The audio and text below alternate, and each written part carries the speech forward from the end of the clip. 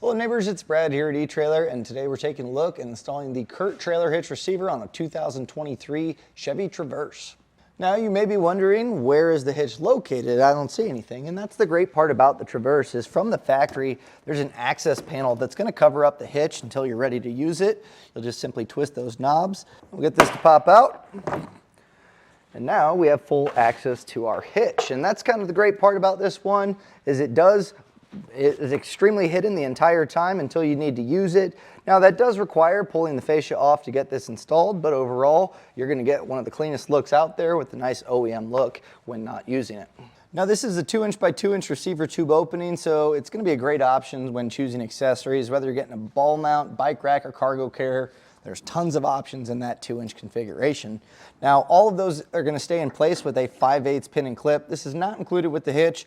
A lot of times your accessories will come with one. If you plan on leaving your accessory on the back of your vehicle, you might want to look into a locking pin and clip. That way you can lock it in place, leave your accessories on there, and know that no one's going to walk away with them. If you plan on towing a trailer, you do have a loop style safety chain loop. It's going to make it nice and easy to get your standard S hooks on here. Even a larger clevis style is going to go on with ease. Now speaking of towing, you're going to want to adhere to the weight capacities of this hitch. As far as gross trailer weight rating, it's pretty decent at 5,000 pounds, which is going to be the weight of the trailer plus the accessories loaded onto it. Now your tongue weight rating is really solid with 750 pounds, and that's the downward pressure that's put on the inside of the receiver tube opening. And that's really going to come down to your suspended accessories like cargo carriers and bike racks. With 750 pounds, you can definitely load up a 4-bike rack or a cargo carrier, and I don't think you're really going to go over that weight capacity. Now you can use a weight distribution hitch on this, but it is going to stay the same with those same numbers at 5,000 for the gross trailer weight rating and 750 with the tongue weight rating. Now it is important before just hooking up to the trailer and hitting the road, check the vehicle's owner's manual to see what it's capable of towing and then compare that with the hitch as well as all of the components that you'll be using to tow. Now measuring from the center of our hitch pin to the furthest point of our fascia, it's coming in right at about 2 inches. So as far as choosing a ball mount or accessories that might have a folding position when they're stowed, I really don't worry too much that they're going to make contact with the rear fascia. Just kind of keep in mind though that when you have those suspended accessories, they are going to extend out. So as you go up an incline, those can bottom out. But as far as stowing them, I don't think you're going to have issues. Now with the bike rack or cargo carrier folded up, you're probably not going to be able to open up the rear hatch, but you can just simply drop those down and then gain full access. As far as ground clearance goes, this one's pretty solid at 20 inches. And that's really going to be important for making sure that you get the proper rise or drop necessary for your trailer. In this case, more than likely you're going to need a drop, but you can measure the coupler of your trailer, compare it with the height measurements of our hitch, and then you can determine that proper rise or drop to get your trailer nice and level. Now as far as the installation goes, you do have to remove the rear fascia on this vehicle, which isn't terribly hard to do. And then as you start to remove some of the hardware from the bumper beam, which will not stay on here, it's also going to drop down the exhaust, and you'll then just fish wire some hardware in. So overall, this is actually a pretty easy one. There's no trimming required, and we'll walk you through all the steps to make sure you get yours installed. So let's take a look. To get our hitch installed, we are going to be removing our rear fascia, and the first step to getting our fascia taken off is heading to these plugs. We're going to open up the hatch, and you'll see that you'll have 2 on each side. Now these are attached with the plastic tab at the bottom, so with a small flathead or a trim panel tool, you can just pop these out, and that's going to give us access to a 7mm bolt. Now something I'll recommend, have a nice organized spot to put all your hardware as we take it off. It'll make reinstallation a lot easier if you have all the things you need. So we'll get these removed and then we'll repeat on the other side of the vehicle.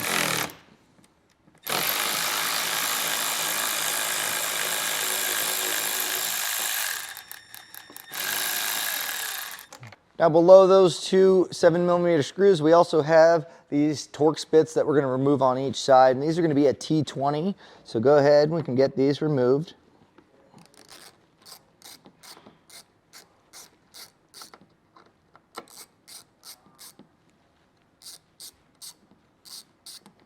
Next, we'll head to each of our wheel well liners where we're going to find 4 T15 Torx bits. We're going to get those removed. Now, it's going to get a little bit tight here, so you may, if you don't have a bit to put on your ratchet, what I have is just a 1/4 inch bit that I put into a ratchet like this, just to kind of, give ourselves some space here to work.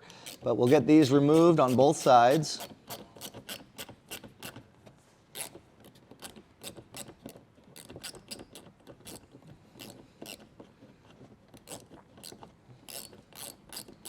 Now at this point, we need to peel back this wheel well trim, and that's going to give us access to the hardware that's attaching the fascia to the quarter panel. So to do this, there is a tab. You're going to want to kind of peel back here to separate that tab.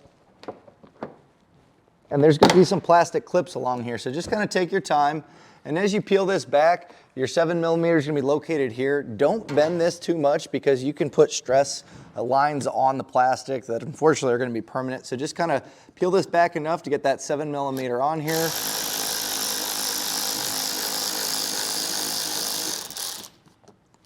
And something else that we'll do while we're on this side, we're going to put some painter's tape along the bumper fascia as well as the rear quarter panel, and that way when we pull this off and put it back on, our tabs aren't going to be scratching our clear coat. It'll protect our vehicle as we get the hitch installed. Now we need to go underneath the fascia, and these attach to a metal bracket on the frame, so we're going to go ahead and remove these with a T15 again. So there's one on each side, so we'll get these taken out.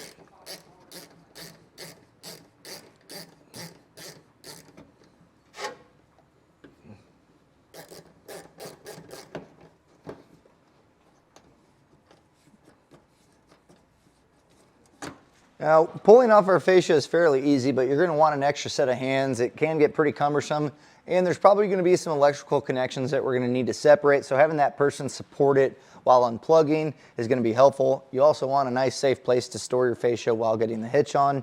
To peel this off, pretty easy. Peel back the wheel well liner and just pull on the plastic of the rear fascia. There's just going to be a series of clips along the top, so just kind of work your way up. These should come out by hand pretty easily. And then we'll work our way towards the middle, and there's going to be some clips along here. Sometimes they can get a little bit tricky. So grabbing the bottom of the fascia seems to kind of help that along. The electrical connector is going to be found on the driver's side, so you're going to peel back that red tab, that's the locking tab, and then push on the back side of that, separating the plug. You can then go ahead and get your fascia set aside somewhere safe. Now we can go ahead and remove our bumper beam. This is just going to take a 15mm socket. You're going to want a deep weld because of the studs. So we'll get these nuts taken off. And then we also have the bolts that go into the exhaust hanger bracket. Now we are going to be reusing the nuts, so keep these handy.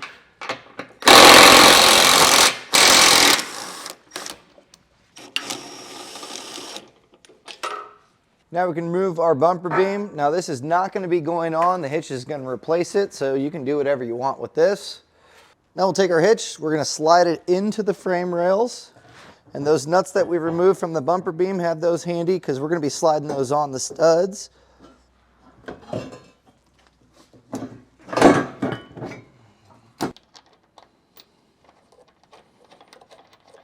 Now before we bolt up our exhaust, we need to fish in hardware to get our bottom studs mounted up. And you'll see there's a hole in our heat shield here, and there's going to be another hole here. And this is where we're going to fish our hardware in using a fish wire, our spacer block, and our carriage bolt.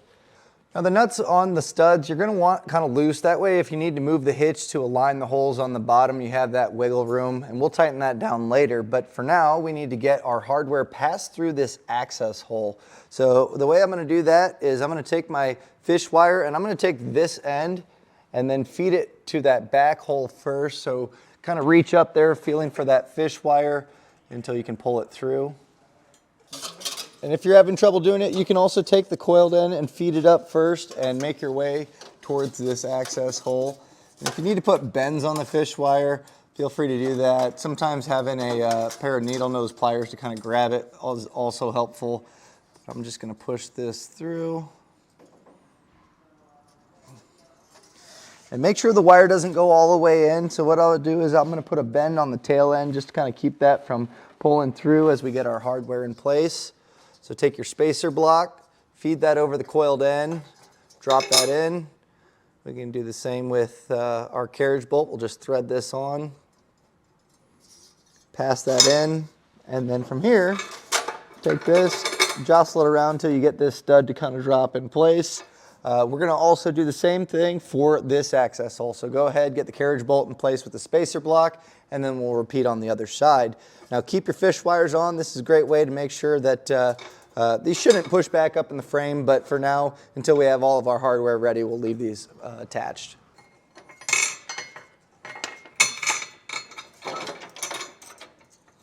Now at this point, we have our hardware ready. We can go ahead, we can pull off the fish wire. Make sure you don't push it back up in the frame rail. And we're gonna put a conical tooth washer with the teeth facing towards the metal, so just get that in the proper orientation. And then with our nut, we'll go ahead, we'll get that threaded on. And then we're just gonna repeat for the remaining of the hardware. Now before we torque down that hardware with our torque wrench, I'm gonna snug these up, kind of drawing the hitch in as much as possible.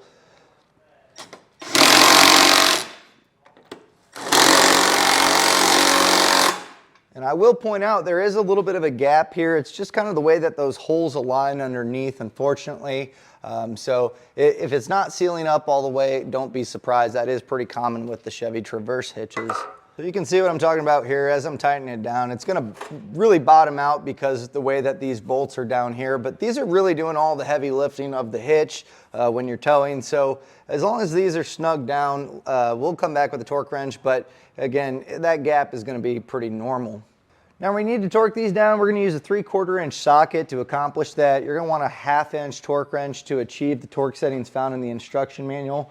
And what I'll recommend is pulling down on the nut as you're tightening it to make sure that it's seated. Sometimes it's possible that carriage bolt is just gonna kind of rotate around. So you need to get it to bite and get those threads down. Otherwise, it'll be really hard to torque it. If you need to, you can also zip it down with an impact. But we'll go through and we're gonna get all of these bottom bolts torqued down to those torque settings in the instruction manual. And if you need a torque wrench, we have them here available at eTrailer. You can generally go to an auto parts store. You can rent one for free. This is gonna be important to make sure that it's gonna be tight enough for the lifespan of the hitch to obviously be structurally sound, but not too tight, putting stress on any of the hardware.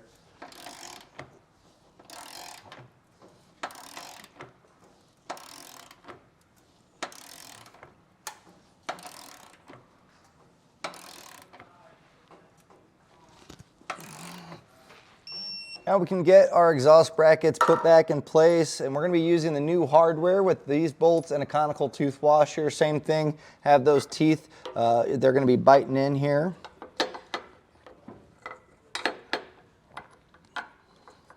You probably need to raise up your exhaust, just kind of lifting it by hand to kind of get these to align.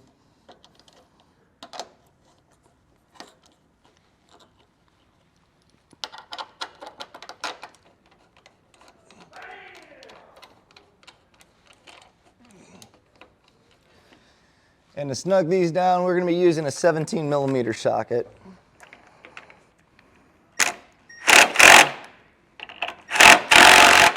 Now there's torque settings associated with this hardware. It's significantly lower than our other ones, so adjust your torque wrench accordingly, and we'll get these all torqued down.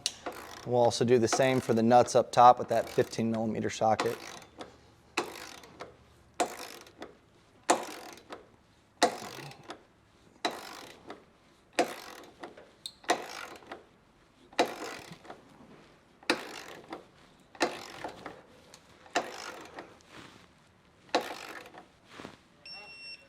Once you have all your hardware torqued down, you've officially installed your hitch. All that's left to do is reinstall your fascia in the reverse order that you took it off, making sure that you plug back in your electrical connector. Now I'm going to point out too, if you are doing wiring on your vehicle, now is a good time to do it before you get your fascia on, because you'll be tying into this plug. It's a lot easier, obviously space-wise, to get that ran while the fascia's off. So if you're doing that, now's a great time to do that. And that was a look and installation of the CURT Trailer Hitch Receiver on a 2023 Chevrolet Traverse.